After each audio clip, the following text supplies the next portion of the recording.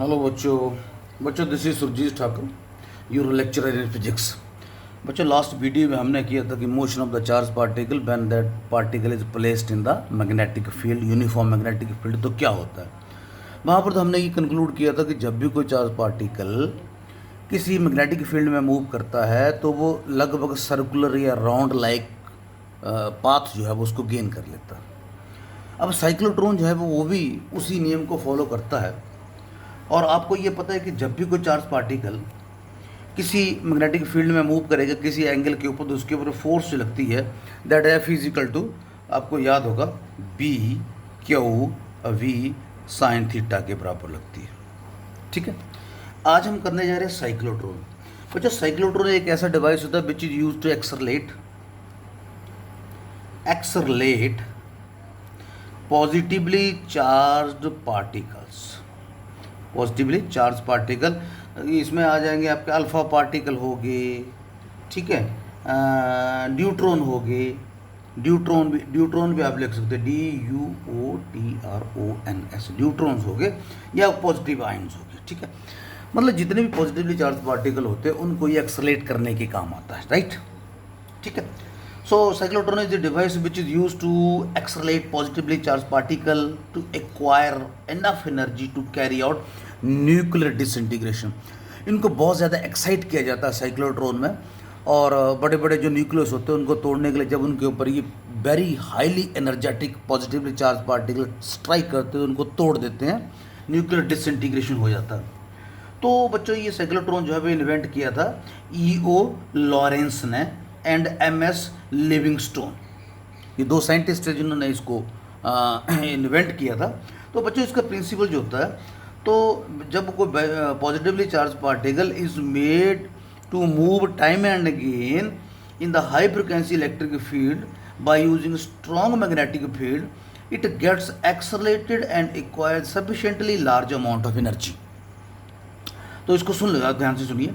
जब कोई positively charge particle बार बार किसी हाई फ्रिक्वेंसी इलेक्ट्रिक फील्ड में मूव करता है और उसमें हम मैग्नेटिक फील्ड भी यूज़ कर रहे हैं, तो वो पार्टिकल जो होता है वो एक्सलेट हो जाता है और बहुत ज़्यादा एनर्जी गेन कर लेता है, और उस एनर्जी को हम किसी बड़े न्यूक्लियस को तोड़ने में काम में लाते हैं। तो इसका प्रिंसिपल ये होता है, एक बार फिर सुन लीजिए। When the charge particle is made to move time and again in the high frequency electric field by using strong magnetic field, then it get accelerated and acquire sufficiently large amount of energy. ठीक है, और वो energy जो होती है उसमें हम काम में लाते हैं। बच्चों, कंस्ट्रक्शन में इसमें हमारे पास ये पहले तो ये ले लेते हैं, हमारे पास ये नॉर्थ पोल आ गया, ये हमारे पास आ गया साउथ पोल। आपको पता है कि इसके जो मैग्नेटिक फील्ड जो होते हैं that is from north to south, मतलब मैग्नेटिक फील्ड बी के जो डायरेक्शन है वो ऊपर से नीचे की तरफ है। ओके, इसके बीच में हमने दो डीज हैं, खाली हॉलो टाइप की डीज हैं, इसके बीच में हमने रखी हुई है, राइट। इनके बीच में गैप रखा हुआ है, इस गैप में हम पॉजिटिव चार्ज पार्टिकल को यहाँ पे रखेंगे, राइट। और ये दोनों डीज होंगी बच्चों किसी हाई फ्रिक्वेंसी ऑसिलेटर के साथ जो भी यहाँ पे जुड़ी होंगी, राइट। हाई फ्रिक्वेंसी ऑसिलेटर का मतलब होता है ये इलेक्ट्रिक फील्ड को पैदा करेंगे। इलेक्ट्रिक फील्ड पैदा करने का मतलब है कि मतलब प्लस और माइनस टाइप का ये चार्ज है, हाई फ्रिक्वेंसी ऑसिलेटर बोलते हैं इसको। ठीक है, और पॉजिटिवली चार्ज पार्टिकल हमने इन दोनों डी के सेंटर में रखा हुआ। इस डी को आप बोल लो D1, इसको बोलो आप D2, राइट। ये तो, और मैग्नेटिक फील्ड जो है वो आपको पता है कि मैग्नेटिक फील्ड जो है वो ऊपर से नीचे की तरफ है, राइट। और ये डी जो है वो अगर इसको मैं बनाऊँ तो हमारे पास एक बार फिर देख लीजिए, मान लीजिए ये मेरा नॉर्थ है, ये साउथ है, और इसके बीच में मैंने जो डी रखी हुई है, तो बच्चों वो ऐसे रखी हुई, इस टाइप की डीज है ये। ठीक है, एक डी ये ले लो आप, ये डी है, दूसरी डी ऐसे ले लो, मतलब परपेंडिकुलर है दोनों रखी है आपस में। ठीक है, मतलब ये, या आप इस केस में अगर ये लेना है तो आप ये लेके चल सकते हैं कि ये मेरे पास जो है वो ऊपर वाला नॉर्थ ले लो, ये नॉर्थ है, एक बार फिर समझ लो, ये नॉर्थ रखा हुआ, ये साउथ रखा हुआ, इसके बीच में जो मैंने डी जो रखी है वो ऐसे रखी हुई है, राइट। तो इन दोनों डीज के बीच में मैंने पॉजिटिवली चार्ज पार्टिकल को रखा हुआ। तो दो डीज हैं, हॉलो टाइप की डीज हैं, ये बीच की खाली हैं, राइट। इनके दोनों के बीच में एक स्मॉल गैप है, और ये दोनों डी के जो सिरे जो होते हैं वो हाई फ्रिक्वेंसी ऑसिलेटर के साथ जुड़े हुए हैं। आप यहाँ पे लिख सकते हैं हाई फ्रिक्वेंसी ऑसिलेटर, राइट। ये इलेक्ट्रिक फील्ड पैदा कर रहा है, high frequency oscillator electric field पैदा कर रहा है, और नॉर्थ और साउथ दोनों पोल्स के बीच में रखी हुई तो मैग्नेटिक फील्ड ये नॉर्थ टू साउथ इस टाइप का, आप यूँ बोल सकते हैं इस टाइप का नीचे की तरफ रहेगा। समझा की बात, ठीक है। तो ये जो है वो इसमें हो गया कि मैग्नेटिक फील्ड नॉर्थ साउथ के कारण और इलेक्ट्रिक फील्ड ये हाई फ्रिक्वेंसी ऑसिलेटर के कारण, और ये टाइम टू टाइम जो था हाई फ्रिक्वेंसी ऑसिलेटर का मतलब ऑसिलेट कर रहा है, ये पोलैरिटी को बदल रहा है, कभी ये प्लस कभी ये माइनस, कभी ये plus minus plus minus plus minus plus, इस तरीके से ये ऑसिलेट जो है पोलैरिटी को ऑसिलेट करता जाएगा, राइट। तो अब इसकी वर्किंग देख लीजिए कि पॉजिटिवली चार्ज पार्टिकल को मैंने दो डीज के बीच में रखा हुआ, उस वक्त ये रखा हुआ है। अब यह लीजिए when D2 is negatively charge, ये नेगेटिव चार्ज, ये पॉजिटिव चार्ज, राइट। शुरू में ये पॉजिटिव चार्ज इसको दिया जाएगा, इसको नेगेटिव चार्ज दिया जाएगा, पॉजिटिवली चार्ज पार्टिकल यहाँ पे रखा जाएगा, ये पॉजिटिव चार्ज पार्टिकल ये प्लस इसको पुश करेगा, दूर को भगाएगा, नेगेटिव इसको अट्रैक्ट करेगा अपनी तरफ। तो जब ये इसकी तरफ अट्रैक्ट होगा तो ये इसकी तरफ भागेगा, राइट। और बच्चों आपको पता है कि नॉर्थ ये ऊपर को मैग्नेटिक फील्ड ऊपर को जा रहा है, और इसकी मोशन जो है वो आप यूँ समझिए ये नॉर्थ साउथ है, और इसका मोशन जो है ऐसे जा रहा है पॉजिटिवली चार्ज पार्टिकल का। तो ये परपेंडिकुलर, आपको पता है कि जब ये परपेंडिकुलर रिमूव करेगा तो कैसे होगा इसका पाथ, सर्कुलर पाथ होगा। तो इस डी में ये पाथ जो होगा वो सर्कुलर फॉलो करेगा, राइट, इस टाइप का, मतलब इस ये बीच में सेमी सर्कल टाइप का। जैसे ये वापस यहाँ पे पुश करके यहाँ पे पहुँचेगा उसी वक्त इसकी पोलैरिटी को बदल दिया जाएगा, ये प्लस बना के देंगे, उसको नेगेटिव बना देंगे हाई फ्रिक्वेंसी ऑसिलेटर। तो ये क्या करेगा, इसको रिपेल करेगा, जब ये रिपेल करेगा तो इस डी में पहुँच जाएगा, बड़ी जोर से इस डी में पहुँचेगा, और यहाँ पर भी परपेंडिकुलर पहुँचेगा। जैसे ये परपेंडिकुलर यहाँ पे पहुँचेगा तो यहाँ पे सेमी सर्कुलर पाथ फॉलो करेगा, ठीक है। जैसे यहाँ पे पहुँचेगा उसी वक्त हम दोबारा फिर पोलैरिटी को बदल देंगे, तो वैसे पहले बड़ी सिचुएशन, फिर ये यहाँ पे पहुँच जाएगा। जैसे यहाँ पे पहुँचेगा ये सेमी सर्कुलर पाथ फॉलो करेगा, क्योंकि ये इसका मोशन जो है that is perpendicular to magnetic field, तो गोल सर्कुलर होगा। फिर ये यहाँ पे पहुँच जाएगा, जैसे यहाँ पे पहुँचेगा फिर पोलैरिटी को बदल देंगे, मतलब इस तरीके से ये चलता रहेगा, ठीक है। इसकी एनर्जी ये एक्साइट होता जाएगा, एक्सलेट होता जाएगा, इसका रेडियस जो है बढ़ता जाएगा, और जैसे ही यहाँ पे लास्ट में यहाँ पे पहुँचेगा तो यहाँ पे एक विंडो रखी होती है, इस विंडो से बड़ी बड़ी हाई एनर्जी के साथ यहाँ पे ये शूट करेगा। और ये ले लो आप, यहाँ से जो निकलेगा तो यहाँ पे मान लीजिए यहाँ पे टारगेट हमने रखा हो, इस टारगेट के ऊपर जब इसको गिराएंगे तो इस टारगेट को ये तोड़ देगा। समझा की बात। तो पॉजिटिव तो ये जो है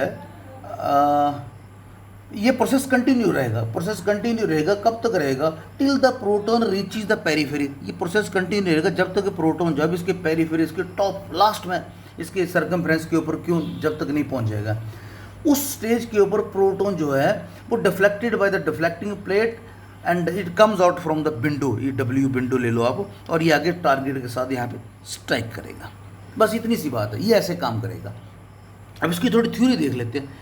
थ्योरी में क्या आ गया आपके पास, थ्योरी में आपको पता है कि जब ये मैग्नेटिक फील्ड के कारण इसके ऊपर कितनी फोर्स होगी, बी क्यू अभी साइन, और ये 90 डिग्री का है, 90 डिग्री में जा रहा है तो साइन 90 डिग्री, इसका मतलब इसके ऊपर फोर्स लग रही है बी क्यू अभी। और इस फोर्स के कारण क्या हो रहा है, ये गोल गोल घूम रहा है, ये गोल गोल घूम रहा है, इसकी सेंटीपिटल फोर्स के बराबर होगा। Okay, so B Q V is equal to, इसके कारण ये सेंटीपिटल फोर्स गेन कर रहा है। तो सेंटीपिटल फोर्स बच्चों अगर इसकी वेलोसिटी वी है और इसका रेडियस आर है तो B Q V is equal to M square upon R, right. तो यहाँ से विच एम्प्लाइज, यहाँ से अगर मैं रेडियस निकालना चाहूँ इसका तो क्या आ जाएगा, M B upon Q B, this will be the radius, right, वो जिस पाथ में ये घूम रहा, ठीक है। तो टाइम टेकन बाय, अब एक सेमी सर्कुलर पाथ को टाइम करने के लिए कितना टाइम लेगा ये, जैसे इस डी में गया तो इसने सेमी सर्कल, तो एक सेमी सर्कल में कितना टाइम लिया, मान लीजिए that is equal to T, and T is equal to आपको पता है डिस्टेंस ओवर स्पीड होता है। तो डिस्टेंस कितना है यहाँ पे, पाई आर रहेगा इसका सर्कमफ्रेंस, फुल का 2 पाई आर होता है, यहाँ पे पाई आर रहेगा, तो पाई आर अपॉन स्पीड है वी, तो बस हो गया, ऊपर क्या बन गई है पाई अपॉन वी, और आर की वैल्यू ऊपर से पुट कर दो M V upon Q B, तो ये कितना आ गया, ये pi M upon Q B, ठीक है। तो एक सेमी सर्कुलर का।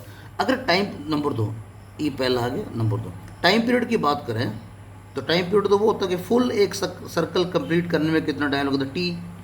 ओके, तो यहाँ पे टी जो है, ये जो अभी जो हमने निकाला, तो वो हाफ सर्कल के लिए क्या होगा, T/2, जो कि ये है। तो T/2 is equal to pi M upon Q B. तो टी यहाँ से कितना आ जाएगा, 2 pi M upon Q B, right. तो ये हमारे पास आ गया टाइम पीरियड। नंबर 3, साइक्लोट्रॉन की फ्रिक्वेंसी। साइक्लोट्रॉन फ्रिक्वेंसी होती है न्यू, पाव में लिखना सी तो लिख लो। अब न्यू सी जो 1/T, 1/T का मतलब क्या आ गया, Q B upon 2 pi M. Clear है बात। ये बचा होगी cyclotron frequency Q B upon 2 pi M. ये सारी थ्योरी जो है आपको लिखनी पड़ेगी बोर्ड पॉइंट ऑफ व्यू से, ठीक है। उसके बाद हम साइक्लोट्रॉन एंगुलर फ्रिक्वेंसी भी निकाल सकते हैं। एंगुलर फ्रिक्वेंसी जब निकालने की बात आएगी तो एंगुलर फ्रिक्वेंसी आपको पता है किसके बराबर होती है, angular frequency omega is equal to 2 pi nu C. तो इसको 2 पाई से मल्टीप्लाई कर दो into Q B upon 2 pi M.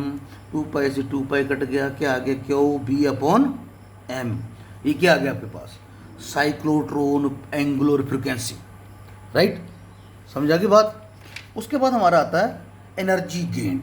अब ये जोर जोर से घूम रहा है सर्कुलर पाथ में, तो एनर्जी गेन कर रहा है, ठीक है। उसके बाद आएगा एनर्जी कितनी प्रोड्यूस करेगा, एनर्जी ले लो आप। जब ये सर्कुलर, हमें पता कि एनर्जी ये जब ये सर्कुलर पाथ में घूम रहा था, energy that is equal to half m v square kinetic energy के बराबर। तो हमें पता कि वी किसके बराबर होगा, बी पीछे जो निकला वहाँ से क्या आ जाएगा, q B r upon m. V की वैल्यू यहाँ पे पुट कर दो, ठीक है। बी की वैल्यू यहाँ पर पुट कर दो, 1/2 m q B r upon m का स्क्वायर। ओके, ये क्या आ गया हमारे पास, तो ई यहाँ से किसके बराबर आ गया, इकट्ठा कर लो, अच्छा, q square B square r square upon 2m, right. Energy देखो, ये एनर्जी, इतनी एनर्जी ये गेन करेगा, और ये एनर्जी किस पर डिपेंड करेगी, क्यू बी और एम तो फिक्स है, जो पॉजिटिव फिक्स है। अब आर छोटा होगा तो ई कम होगा, आर बड़ा होगा तो ई ज़्यादा होगा। इसका मतलब as the radius increases energy goes on increasing, very important. As the radius increases, तो इसका मैक्सिमम कितना हो जाएगा, मैक्सिमम एनर्जी का किसके बराबर होगी, q square B square upon 2m, और आर मैक्सिमम का अंदर एट द पेरीफेरी। जब ये पॉजिटिव चार्ज पार्टिकल लास्ट में विंडो के पास होगा, लास्ट सर्कुलर पाथ के ऊपर, उस वक्त इसकी एनर्जी जो होगी वो मैक्सिमम होगी। तो यहाँ से हमने क्या कंक्लूड किया, तो positively charge particle will require maximum energy when it is at the periphery of the dees, that's all, ठीक है। क्लियर होगी बात।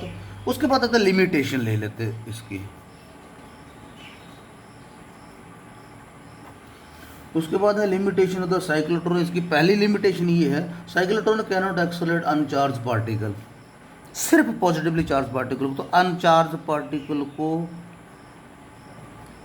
एक्सेलरेट करने में ये फेल हो जाता है। दूसरा, कैन नॉट एक्सेलरेट इलेक्ट्रॉन को एक्सेलरेट नहीं कर सकता ये, ठीक है। इलेक्ट्रॉन नेगेटिवली चार्ज पार्टिकल है, केवल पॉजिटिव को करेगा, लेकिन फिर भी इलेक्ट्रॉन भी एक चार्ज पार्टिकल है, इसको क्यों नहीं कर पाता, क्योंकि इन केस थोड़ा सा मैं आपको बता देता हूँ कि अगर इलेक्ट्रॉनों को दोनों डी के बीच में रखेंगे तो इलेक्ट्रॉन इतनी ज़्यादा, due to its very very small mass, बड़े कम मास होने के कारण ये इलेक्ट्रॉन इतनी ज़्यादा एनर्जी, इतनी ज़्यादा वेलोसिटी को गेन कर लेगा कि ये जो होगा वो उसके पेरीफेरी से बाहर शूट आउट हो जाएगा, राइट।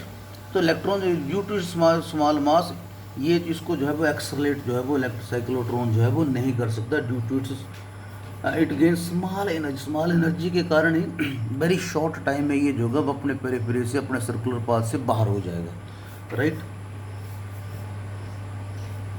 उसके बाद ये हमारे पास लिमिटेशन आ गया, उसके बाद यूजेस आ जाएंगे।